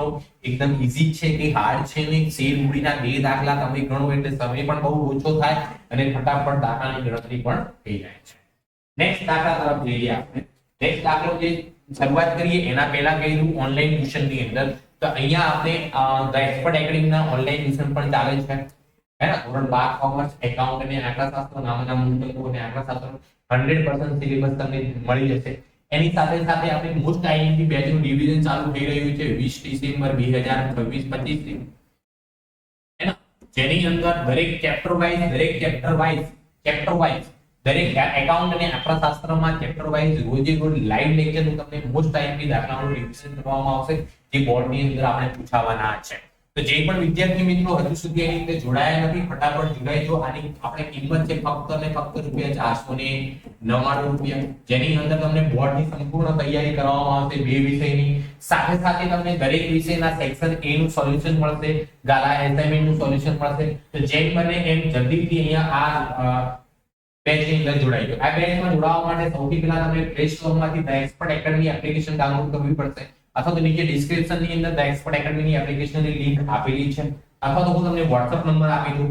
WhatsApp નંબર છે આપણો 9737448382 9733448382. આ નંબર પર WhatsApp કરીને પણ તમે જોઈન થઈ શકો છો. નેક્સ્ટ ક્વેશ્ચન અને આ વિભાગનો છેલ્લો દાખલો શું આપેલું છે જુઓ. ગુજરાત મશીન લિમિટેડે 10 ના 1 એવા 15 લાખ ઇક્વિટી શેર બહાર પાડ્યા જેના પર નીચે મુજબ રકમ મંગાવવામાં આવી હતી. જો બહાર પાડેલ શેર કેટલા છે? 15 લાખ. બહાર પાડેલ શેર 15 લાખ. અરજી સાથે કેટલા રૂપિયા મંગાયા? 3 રૂપિયા. અરજી વખતે 3 રૂપિયા. મંજૂરી વખતે 4 રૂપિયા. મંજૂરી વખતે 4 રૂપિયા. પ્રથમ અને આખરી હપ્તો જોડે મંગાયો છે. પ્રથમ અને આખરી હપ્તા જોડેમાં કેટલા મંગાયા? 3 એટલે 10 રૂપિયા થઈ ગયા. કંપનીની જાહેર જનતામાંથી 15,70,000 શેર માટે અરજીઓ મળી. મળેલ અરજીઓ કેટલી? 15,70,000. એનો મતલબ 70,000 અરજીઓ વધારે મળી છે. મળેલ અરજીઓ 15,70,000. એનો મતલબ 70,000 અરજીઓ કંપનીને વધારે મળી છે. વધારાની અરજીઓ, વધારાની મળેલ અરજીઓ નામંજૂર કરી અરજી વખતે મળેલ નાણાં પરત કરવામાં આવે. આકાશ કે જેને 1200 શેર મંજૂર કરવામાં આવ્યા. આકાશ નામનો શેર હોલ્ડર છે, એની જોડે કેટલા શેર છે? 1200 શેર મંજૂર કરવામાં આવ્યા. તેને આખરી હપ્તાની રકમ ચૂકવી ન હતી. અરજી મંજૂરી ન ચૂકવી દે, પ્રથમ અને આખરી હપ્તાને ચૂકવ્યા નહીં. કંપની છે જે શેર પર હપ્તા બાકી હતા તે શેર શું કર્યા? જપ્ત કર્યા. અને જપ્ત કરેલા બધા શેર મહત્તમ વટાવ આપીને ફરી બહાર પાડ્યા. ઉપરના વ્યવહારો મુદ્દા કંપનીના ચોપડે જરૂરી આનોંધ પસાર કરો બાબતે જરૂરી નથી. તો સૌથી પહેલા જો અહીંયા 6 આનોંધ થશે. અરજીની 2, મંજૂરીની 2 અને પ્રથમ અને આખરી હપ્તાની પણ કેટલી થશે? 2 એન્ટ્રી. સૌથી પહેલા આપણે અરજીની 2 એન્ટ્રીમાં પહેલી શું લખવામાં આવશે? બેંક ખાતે ઉધાર. બેંક ખાતે ઉધાર તે ઇક્વિટી શેર અરજી ખાતે. તે ઇક્વિટી શેર કોના ખાતે? અરજી ખાતે. અહીંયા અરજીઓ કેટલી મળે છે? 15,70,000. એક અરજીના કેટલા રૂપિયા મંગાયા? 3 રૂપિયા. તો આપણે 15,70,000 ગુણ્યા કેટલા કરવાના? 3 એ 47,10,000 રૂપિયા આવે. એ કેટલા થશે? 47,10,000. 47,10,000. 47,10,000. બીજા નંબરની એન્ટ્રી જે જમા કર્યો એ ઉધાર કરો. ઇક્વિટી શેર અરજી ખાતે ઉધાર તે ઇક્વિટી શેર મૂડી ખાતે અને વધારાની અરજીઓ પરત જે કરવાની છે તે બેંક ખાતે. એ કોના ખાતે લખવામાં આવશે? બેંક ખાતે. અહીંયા ઉધાર કેટલા કરવાના? જેટલા જમા કર્યા એટલા 47,10,000. બહાર પાડેલી અરજીઓ કેટલી છે? 15 લાખ. 15 લાખ ગુણ્યા 3 એટલે મૂડી ખાતે કેટલા થશે? 45 લાખ. અને કેટલા વધારાના શેર જે મળ્યા? 70,000. વધારાના શેર કેટલા મળેલા છે? 70,000. ગુણ્યા એક શેરના કેટલા રૂપિયા? 3. 70,000 ગુણ્યા 3 કરો એટલે 2,10,000 રૂપિયા બેંક ખાતે પરત કરવામાં આવશે. હવે કોનો હપ્તો મંગાવવામાં આવશે? મંજૂરીનો. મંજૂરીનો હપ્તો મંગાવી છે એટલે ત્રીજા નંબરની આનો શું થશે? ઇક્વિટી શેર મંજૂરી ખાતે ઉધાર. ઇક્વિટી શેર મંજૂરી ખાતે ઉધાર એ ઇક્વિટી શેર મૂડી ખાતે. ઇક્વિટી શેર મૂડી ખાતે. ચલો મંજૂરીમાં કેટલા રૂપિયા મંગાવવામાં આવ્યા? તો મંજૂરીમાં 4 રૂપિયા. કેટલા બહાર પાડેલ શેર છે? 15 લાખ. તો 15 લાખ ગુણ્યા કેટલા કરવાના? 4 એટલે કેટલા રૂપિયા આવે? 60 લાખ. 60 લાખ ઉધાર અને 60 લાખ ઉધાર. મંજૂરીમાં પૂરી રકમ મળી જાય છે, કોઈ રકમ બાકી રહેતી નથી. એટલે ડાયરેક્ટ શું લખવામાં આવશે? બેંક ખાતે ઉધાર. બેંક ખાતે ઉધાર તે ઇક્વિટી શેર મંજૂરી ખાતે. ઇક્વિટી શેર મંજૂરી ખાતે. મંજૂરીમાં આપણે કેટલા રૂપિયા મંગાયા? 60 લાખ.